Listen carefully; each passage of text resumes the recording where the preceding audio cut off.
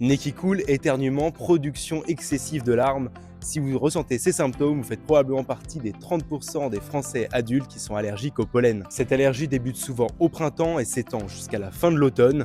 Harmonie Santé vous propose de découvrir les conseils pour se protéger des pollens ainsi que les causes de cette allergie. Tout d'abord, ce qu'il faut savoir, c'est que seuls certains pollens sont allergisants, notamment ceux des arbres comme les bouleaux ou les cyprès, ou bien ceux des graminées. Attention, disclaimer, on ne naît pas allergique au pollen, mais on le devient. On peut cependant hériter dans certains cas d'une prédisposition génétique aux allergies, c'est ce qu'on appelle une atopie familiale. Contrairement aux idées reçues, il existe bel et bien des traitements pour lutter contre les allergies au pollen. Ça s'appelle des antihistaminiques.